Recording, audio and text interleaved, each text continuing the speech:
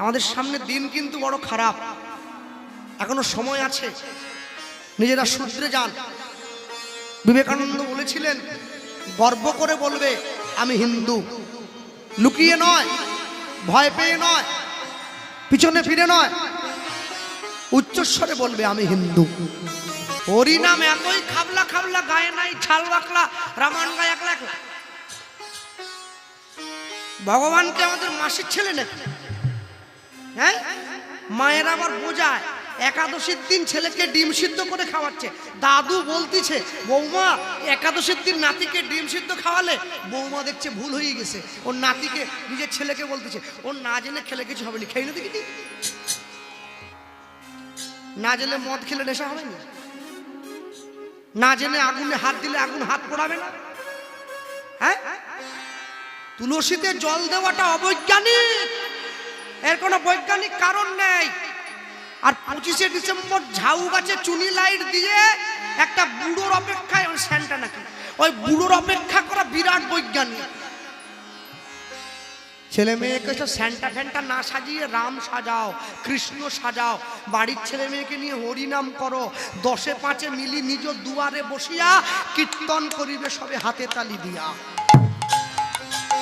এই যে দেখছো, মাকে দেখেছো গতবারে এসছিল, আমার মা তো গানের জন্য ঘুরে বেড়ায় আমার সঙ্গে।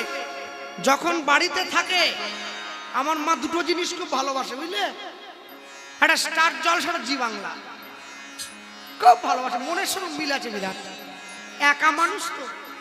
কেন আমার সঙ্গে কথা বলে মা ঠিক সুখ হয় না, কেন আমি তো উল্টো লাইনে কথা বলি, মা বলে না তোর সঙ্গে কথা বলে।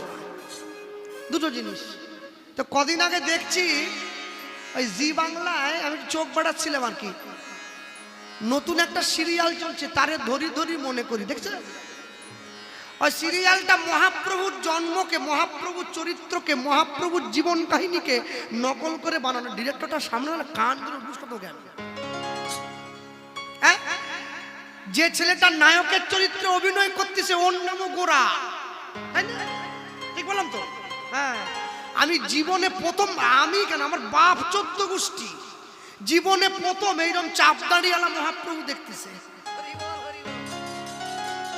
চাপদাড়িওয়ালা, চোখে চশমা পরা, পায়ে বুট, এই মহাপ্রভু। হ্যাঁ, লক্ষ্মীপ্রিয়া জলে পড়ে গেছে, তুলে আনলো, চুল খোলা লক্ষ্মীপ্রিয়া, প্রথম দেখতেছি আমরা। এমনিতে সনাতন ধর্মের অবস্থা যাই রে বাবরে, তার উপরে যদি এইরকম দেবদেবীদের চরিত্র, ভগবানের চরিত্রকে মানুষের সামনে এইভাবে তুলে ধরা হয়, মানুষ কি শিখবে, মানুষ কি বুঝবে? মনে রাখবেন, ভগবানের নাম নিয়েও বর্তমান দিনে ব্যঙ্গ শুরু হয়ে গেছে। ভগবানের নাম নিয়েও মানুষে প্রহসন করছে। কেন, কি জন্য করে? একটাই কারণে করে, যত হিন্দি সিনেমা দেখো, যত বাংলা সিনেমা দেখো, বেশিরভাগ সিনেমায় যারা ভিলেন তারা সাধুর বেশধারী। এটা গভীর চক্রান্ত। সমাজের চোখে সাধুগুরু বৈষ্ণবকে ছোট করার জন্য এটা একটা চক্রান্ত। আমি বলবো না সবাই ভালো, কিন্তু এতদিন পর্যন্ত মানুষ, আমরা সারা জীবন ধরে ফিটকিরি দেখে এসেছি, কোনোদিন মিস্ত্রিটাকে দেখিনি। যেদিন মিস্ত্রির সামনে পড়ে যাব না, সেদিনকে বুঝবো ফিটকিরির থেকেও ভালো জিনিস বলে কিছু আছে। তাই গৌর হরি বল, হরি বল। যে মায়েরা বসে আছেন, বাড়ির ছেলে মেয়েদেরকে সব শিক্ষা দেবেন, মোটা মোটা বই পড়াবার দরকার নেই, বাড়ির ছেলে মেয়েদের শিক্ষা দেবেন। ভারতবর্ষে হিন্দু সনাতন ধর্মের নদ নদীগুলোর নাম একটু পড়াবেন। কি আছে? গঙ্গা, যমুনা, সরস্বতী, নর্মদা, সিন্ধু, কাবেরী, ব্রহ্মপুত্র, ইছামতি, কংসাবতী, দামোদর, রূপনারায়ণ আছে, নদী আছে। আচ্ছা, এরকম কোন নদী আছে? রোকেয়া, রিজিয়া, সুলতানা, মুমতাজ, রুকসানা, আমিনা আছে? এখানেই প্রমাণ হয় এটা সনাতন হিন্দু ধর্মের দেশ। এই দেশ সনাতনীদের দেশ। মনে রাখবেন, মানুষ যখন জন্ম হয়েছে সনাতনী হয়েই জন্ম হয়েছে। এখানে আসার পরে লুঙ্গি টুঙ্গি পরে টুপি টুপি পরে দাড়ি ফাড়ি রেখে তারপরে সব হয়ে গেল। জন্ম হিন্দু হয়েই হয়েছে, অন্য কিছু হয়ে জন্মায়নি। সব সময়ের জন্য জানবেন, ইংরেজ যখন ভারত থেকে চলে গিয়েছিল শুধু সোনা নিয়ে গেছিল 800 জাহাজ, 800 জাহাজ সোনা। তারপরেও আমরা বেঁচে আছি কেন জানেন? আমাদের ধর্ম আমাদের বাঁচিয়ে রেখেছে, আমাদের ধর্মগ্রন্থ আমাদের বাঁচিয়ে রেখেছে, আমাদের সমাজ ব্যবস্থা আমাদেরকে বাঁচিয়ে রেখেছে। এটাই তো সনাতন ধর্ম, এটাই ধর্ম। বিবেকানন্দ বলেছিলেন, গর্ব করে বলবে আমি হিন্দু, লুকিয়ে নয়, ভয় পেয়ে নয়, মাথা উঁচু করে বলবে। ভক্তমণ্ডলী মায়েরা, আমার কথায় কেউ কষ্ট পাবেন না। নিজেদের ধর্মে মরণ হওয়া ভালো, পরের ধর্ম নকল করা মোটেই ভালো কাজ নয়। নিজের ধর্মে মরণ হোক তাও ভালো, কিন্তু পরের ধর্ম মোটেই ভালো কাজ নয়। আমি যদি বাড়ির দরজায় বসে হরিনাম গাই, লোকে আমাকে টোন টিটকিরি কাটে, আমাকে অভদ্র ভাষায় কথা বলে, বলে হরি বল, হরে কৃষ্ণ। এই যে আপনাকে ছোট কথা বললো, এই যে টোন টিটকিরি কাটলো, আপনি জানবেন আপনাকে উপহাস্য করে যে হরে কৃষ্ণ বলেছে, এতেও ওর কল্যাণ হবে, এতেও ওর কল্যাণ হবে।